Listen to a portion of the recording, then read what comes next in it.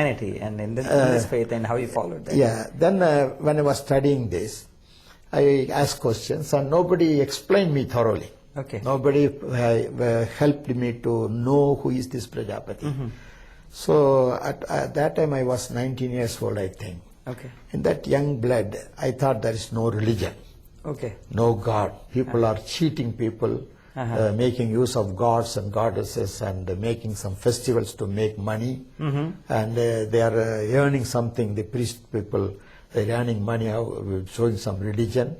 And to become a religionist is nothing but to deceive ourselves. Okay. So I became an atheist. Oh, I see. Okay. And for 3 years I was an atheist. But one day, one atheist leader was preaching. As soon as he came near the microphone, it started to rain. It was in an open area. Okay. So this man holding the microphone in his hand said, "Oh God, why it should rain now?" So the man who proclaimed there is no God, No God. without his knowledge, he said, "Oh God, why it should rain now?" So I said, "There must be God. There must be one God." Yes. Then I asked the leader, "Why do you proclaim that there is no God?" Okay. And he said, "There is God. That's why I am saying there is no God." And I couldn't understand him. Then if you believe that there is a God, why don't you accept it? And he said, "If I say there is God, the Jews say it is Jehovah. The Christians say it is Jesus Christ. Okay. The Muslims say it is Allah. Okay. And the Hindus in India say they have 3,033,000 gods and goddesses. Oh my goodness. Okay. So why we should make a fight with each I other? see, Let us say there is no God, no Okay. religion." All right. Okay. So that was his confusion. Philosophy about that. Yes. Okay. Then I was stranded, and finally my parents wanted me to get married. And my uncle preferred that I should marry to a Christian girl so that I can become good. He thought that a Christian woman, if she becomes my wife, I may become You'll good. be good. Okay. I don't know what idea or philosophy he had about that. But even after marriage, I never behaved good. I was not a good husband to my wife. Children were born. I was not a good father to the children. I started drinking, playing cards, gambling, horse racing, smoking. Every bad habits came into me. Okay. And gradually I wanted more money for my luxurious life. Sure. So I started to cheat people. I'll borrow 1,000 rupees from one person and 2,000 from another person.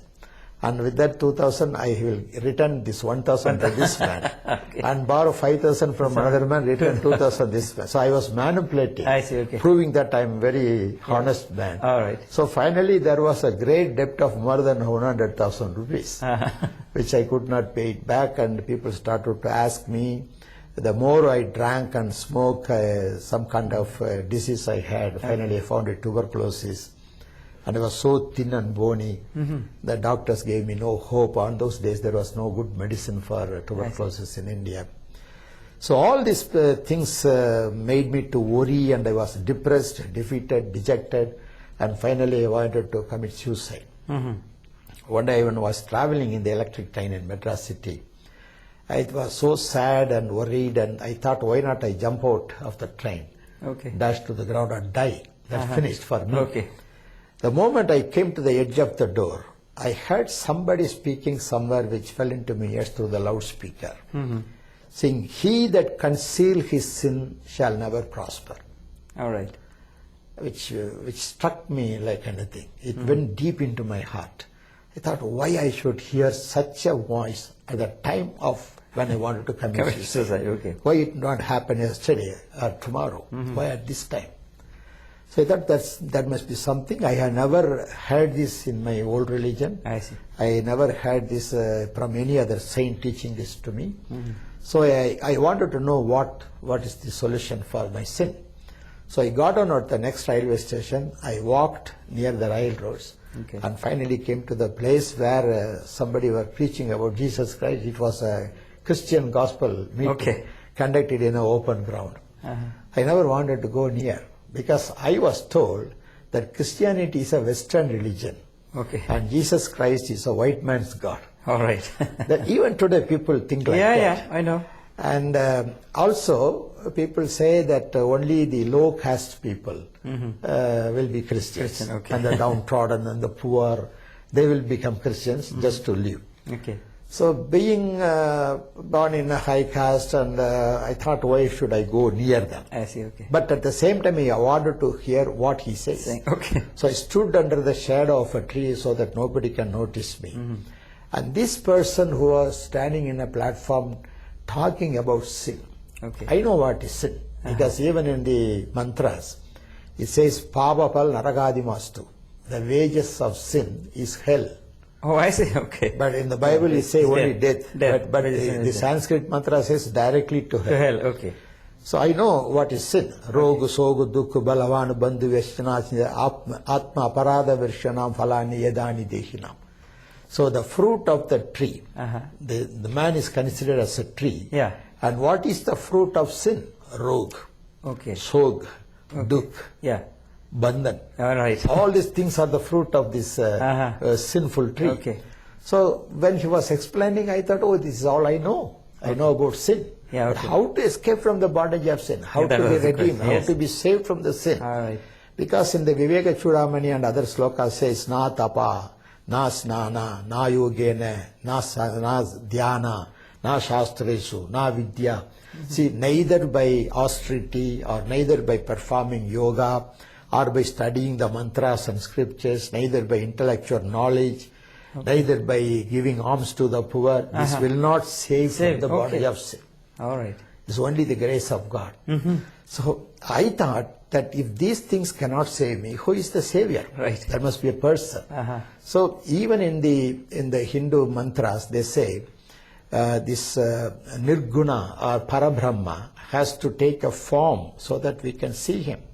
So the Parabrahma has to appear in flesh, Saguna Brahma. Oh, that's written in... Yeah, in Brahma Vandu Upanishad, it say Vakyo Vai Brahma. That means the word became was flesh. God. Oh, I see. Sabdakshara Parabrahma, the same word became in flesh. I see, So the okay. Parabrahma became Sagana Brahma, All right. who was in the beginning the word or the mantra or the pranava or the Om. Okay. Whoever came to this word in a human form. And Rigveda says he will be born to a Kumari. Okay.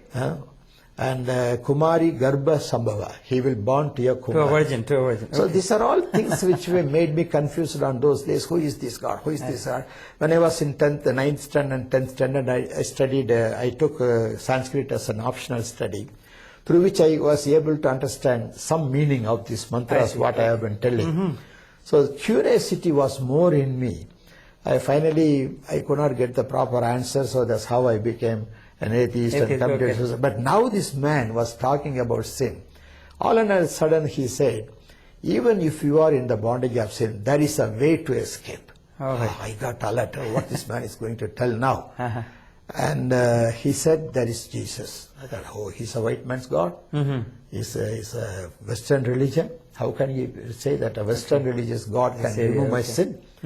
And then he explained about Jesus, how he was born sinless through a virgin. All right. And how he lived without sin. How he became the sacrifice according to the prophecies in the Old Testament. Okay. And how he was crowned with a bush of thorns. Okay. He was beaten by whip. And he was nailed to the post and blood was oozing from head to bottom.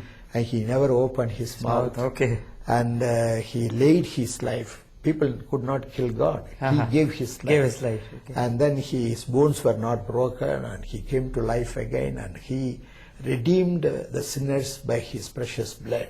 When he was explaining that, I thought, is this man preaching About the Prajapati of the Rig Veda Right. or the Western God of the Bible? So finally when he gave an altar call, who wants the Jesus Christ? I ran like a madman. And somebody took me to a private room and they talked to me about Bible, which I do not know.